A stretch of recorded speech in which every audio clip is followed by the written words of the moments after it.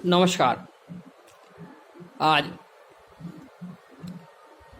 बंगाल में जो कारोबार हो रहा है, ममता जो षड्यंत्र कर रहा है भारत के खिलाफ में, साथ में राहुल भी है, उसके बारे में आपको लोग को कुछ जानकारी देने की कोशिश करूँगा। ममता ने 2 दिन आगे स्टेटमेंट दिया, एक भयंकर स्टेटमेंट दिया, पूरा भारत में आग लगा देगा। राष्ट्रपति महोदया बंगाल में दीर्घ दिन से जो नारी का अपमान हो रहा है, वुमेन को साथ में रेप हो रहा है, मर्डर हो रहा है, डिस्टर्बेंस हो रहा है, उसके ऊपर बहुत चिंता व्यक्त किया। राष्ट्रपति महोदय ने का चिंता बहुत लजीब है। जो उन्होंने कुछ एक्शन नहीं होने से दुखी भी है, ये बात बोल दिया। ममता का लागा आ नहीं बच सकता। अब तो मोदी जरूर आर्टिकल 356 मतलब राष्ट्रपति शासन इम्पोज कर देगा। ममता तुरंत सोचा ज़्यादा एग्रेसिव होना जरूरी है, और ममता ने एग्रेसिवली बोल दिया, अगर वेस्ट बंगाल में कुछ कर दिया तो बंगाल को जला देंगे, आसाम भी जलेगा, पूरा नॉर्थ ईस्ट जला देंगे, बिहार भी जलेगा, झारखंड भी जलेगा, उड़ीसा भी जलेगा, यूपी भी जलेगा और दिल्ली भी जलेगा। ममता इतना बड़ा हिम्मत कहाँ से बोल दिया? क्या ममता एकला है? नहीं, ममता बिल्कुल एकला नहीं है। ममता के साथ में राहुल गांधी भी है, ममता के साथ में चाइना है, ममता के साथ में जॉर्ज सोरोज है, CIA है, ISI है, जमायत इस्लामी है। ममता इस सब संगठन के साथ में जुड़ा हुआ है। आपने देखा राहुल गांधी को एक शब्द बोलने ममता के खिलाफ में कभी नहीं बोल रहा। क्यों? सबका फंडिंग एक ही जगह से आता है।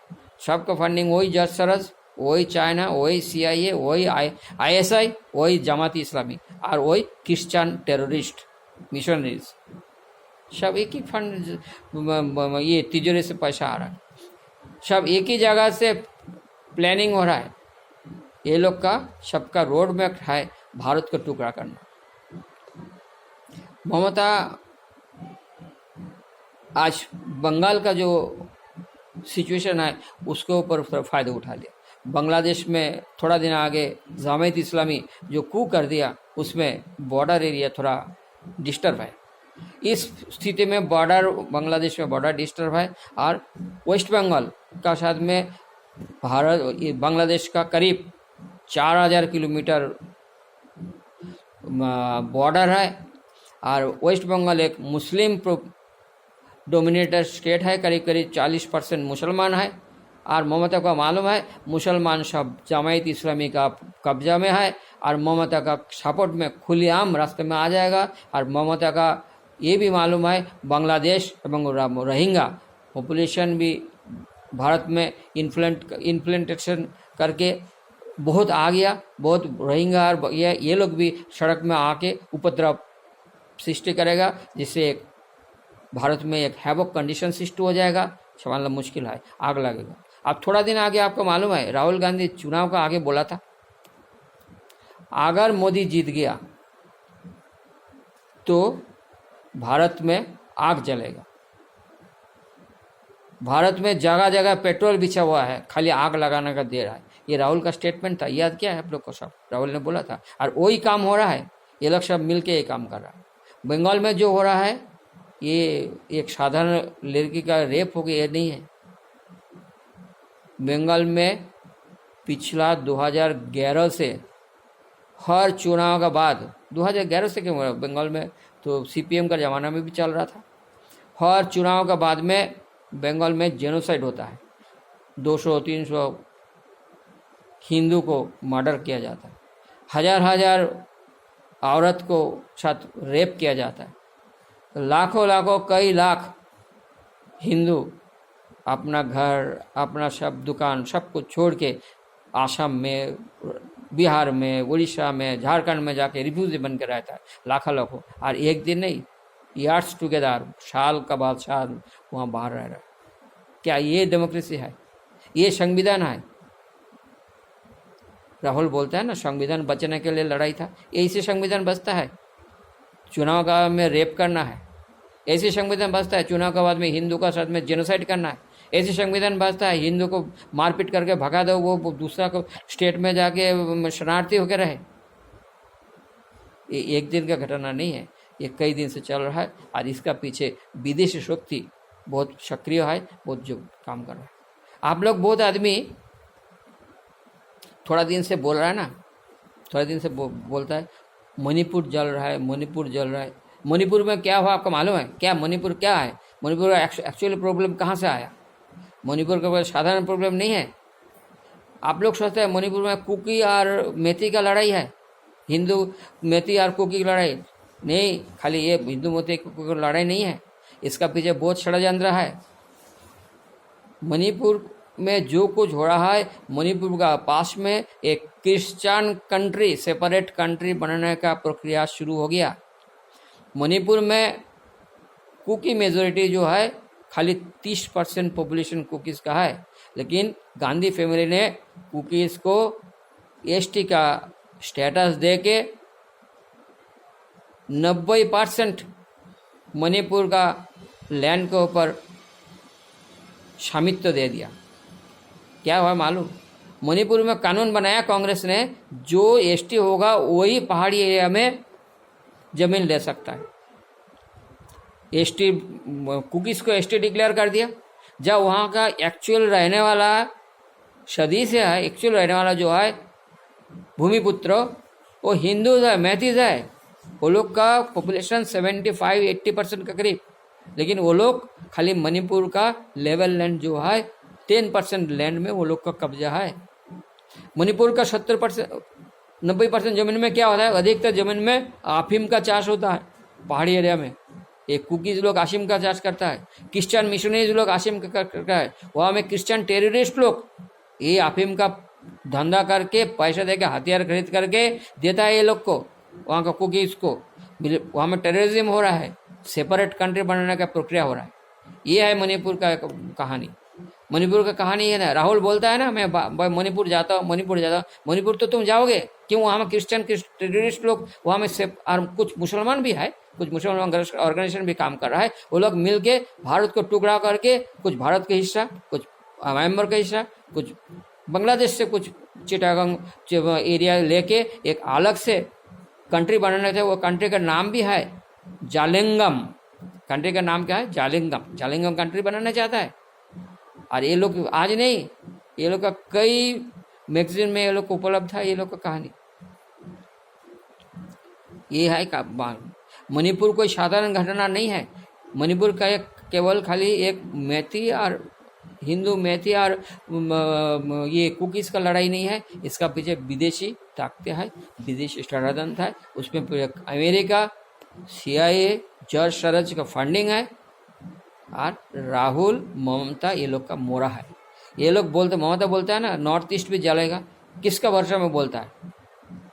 क्रिश्चियन टेररिस्ट का भरोसा में, मुसलमान टेररिस्ट का भरोसा बोलता है। ममता किसका भरोसा बोलता है? हम आग जला देगा, जमात इस्लामी का भरोसा में बोलता है।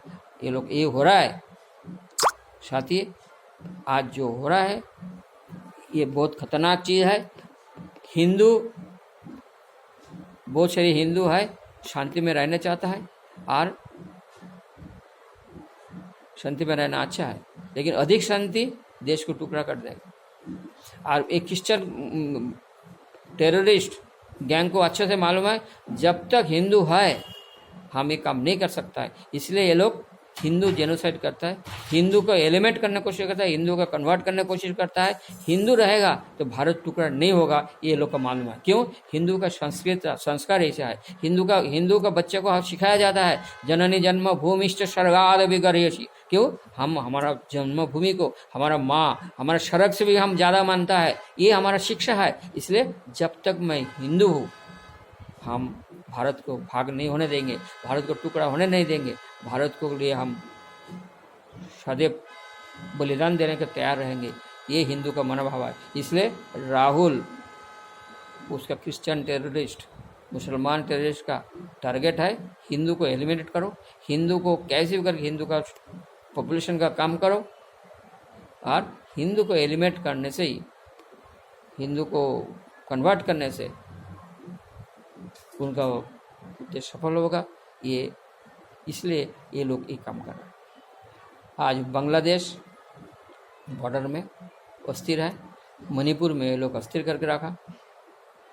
99 सीट मिलने के बाद में राहुल कश्मीर को भी अस्थिर करने की कोशिश, जो कश्मीर शांत हो गया था उसमें फिर से वो लोग अशांत करने की कोशिश कर रहा है। वहाँ में फिर से 370 धारा और 35A को हम लेके आएंगे, ये करके वहाँ में फिर से अशांत करने की कोशिश कर। लेकिन 370 धारा अगर तुम दोबारा लेके आओगे तो SC ST का क्या करोगे राहुल?